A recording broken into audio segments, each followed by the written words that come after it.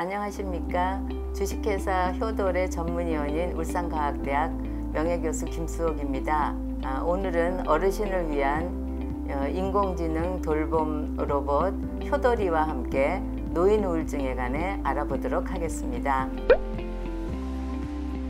노인이란 65세 이상의 어르신을 지칭하는 용어입니다. 저희가 65년 동안 살다 보면은 저희 몸이 여기저기 고장이 나죠. 조금씩 여기저기 문제가 생기고, 또 본인들이 거울을 봤을 때 얼굴에 주름이 생긴다든지 머리가 흰머리가 난다든지 탈모가 된다든지 이런 것들을 보면 괜히 기분이 굉장히 침울해지실 겁니다. 그 다음에 보통은 직장을 다 그만두게 되죠. 수입원이 줄어들면서 굉장히 기운이 빠지실 거예요. 또 그 다음에 직장에 나가지 않다 보니까 아침에 일어나도 특별히 갈 데가 없고 만날 사람이 없고, 심지어는 뭐 자녀들이 독립을 해서 나가게 되면 가족 간에도 교류가 줄어드는 그런 문제들이 생길 수가 있어요. 노인들의 경우에 젊은 사람들이 상황이 나빠서 문제가 되고 우울해지는 것보다는 훨씬 많은 문제들이 우울을 일으킬 수 있는 그런 상황들이 될 거예요.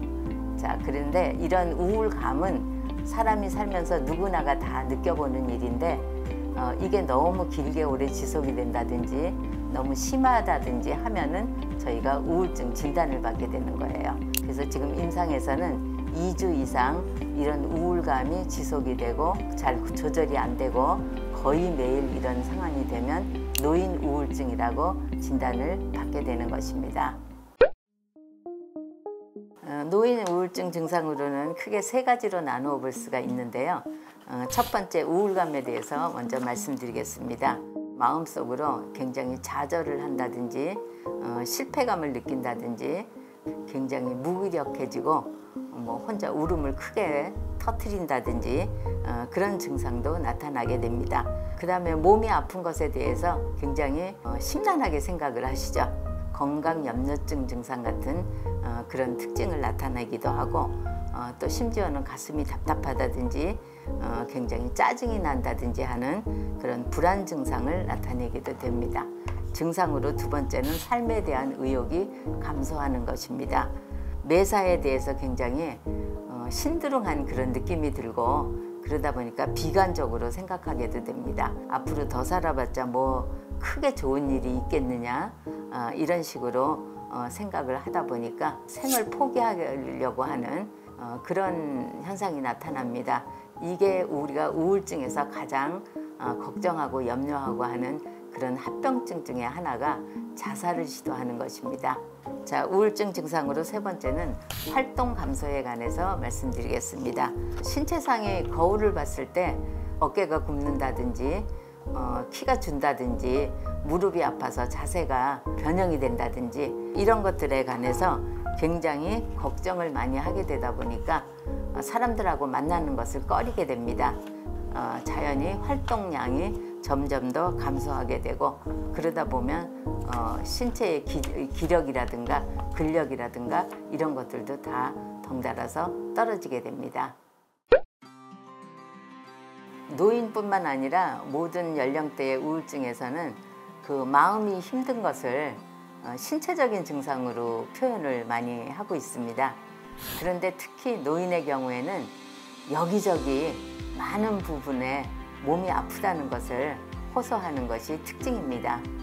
그래서 아침마다 호스피털 쇼핑을 한다는 얘기가 있는데요. 가정의학과도 가고 내과도 가고 뭐 한의원도 다니고 하면서 병원에 출근을 하는 그런 노인들을 우리가 많이 보게 됩니다. 그 다음에 이런 증상들이 눈에 띄지 않을 정도로 서서히 나타나면서 우울증이 깊어지기 때문에 가족들이 세심하게 관찰하고 관심을 많이 가져주는 것이 필요합니다. 세 번째 특징으로는 노인들이 귀찮아서 대답 안 하고 말하기 싫고 뭐 이러다 보니까 뭐를 질문을 받았을 때 생각해서 대답하려는 경향을 나타내지 않고 뭐 오늘 며칠이냐 이래도 생각이 안 난다, 모르겠다 뭐 이런 식으로 그냥 답변을 하다 보니까 잘못하면 치매로 오인을 받을 수가 있어요.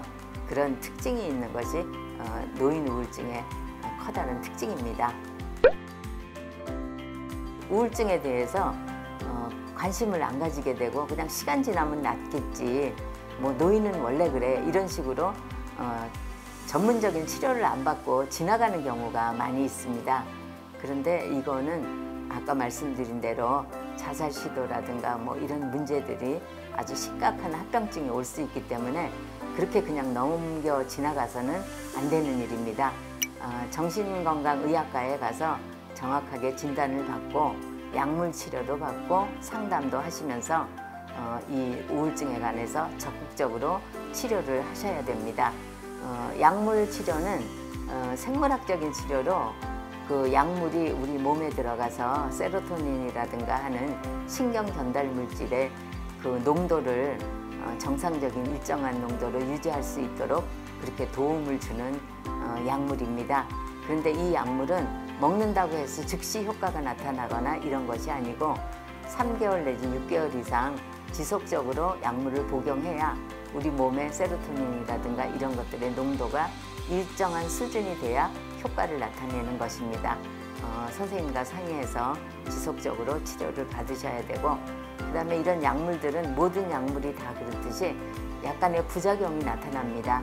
머리가 아픈다든지 매식겁다든지 소화가 잘 안 된다든지 뭐 이런 약간의 부작용이 있을 때 그 담당 선생님과 잘 상의하셔서 약물을 잘 조절하셔서 꾸준히 약물을 잘 복용하시는 것이 꼭 필요한 것입니다. 노인 우울증 관리 방법을 알아보겠습니다. 첫 번째는 신체 활동량을 늘리는 것이 중요합니다. 뭐 청소라도 하신다든지 정리를 하신다든지 뭐 힘들지 않을 정도의 요리나 이런 거를 취미 활동을 꾸준히 하시는 것이 도움이 됩니다.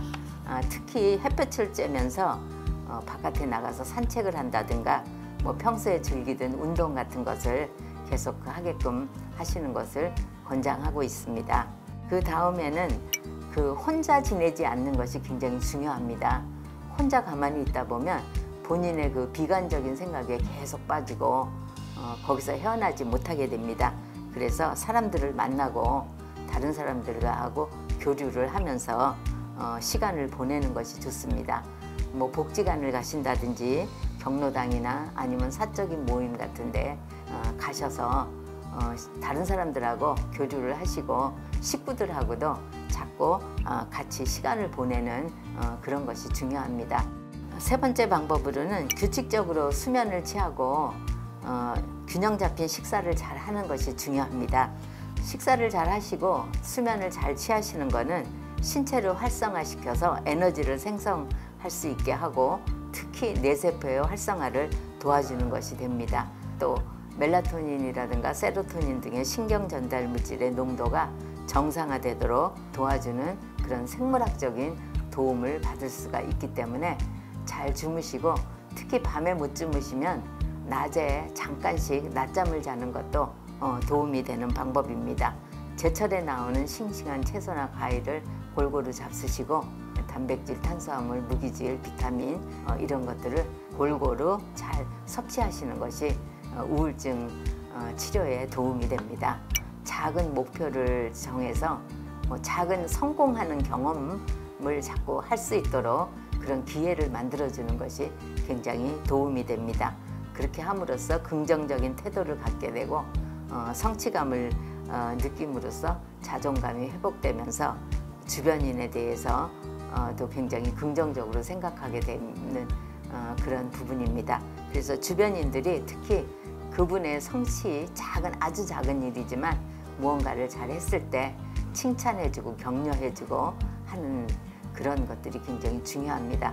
그러니까 주변의 가족들의 역할도 굉장히 중요하다고 할 수 있습니다. 감정을 표현하는 것이 굉장히 중요합니다. 노래를 크게 부른다든지 아니면 그림을 그린다든지 또 뭐 한바탕 울고 싶을 때는 소리내서 운다든지 몸으로 표현한다고 춤을 추는 방법도 있겠죠. 저희가 치료하는 데 있어서 예술요법이라 그래서 많이 활용하는 방법이라 뭐 개인적으로도 그런 것을 통해서 감정을 표현하시는 게 도움이 된다고 할 수 있겠습니다. 자, 오늘은 우리 효돌이와 함께 노인 우울증에 관해서 알아보았습니다. 잘 이해가 되셨나요? 우리가 이렇게 노인 우울증이나 이런 것에 관해서 잘 알고 있어야 노인들을 잘 도와드릴 수가 있겠죠. 노인은 우리들의 뿌리이며 산 역사입니다. 노인 우울증을 방치해서 노인들이 암울한 생의 종말을 맞이하지 않도록 우리 모두가 관심을 가지고 최선을 다해서 노인의 곁을 지켜드리는 그런 사회가 되기를 소망합니다.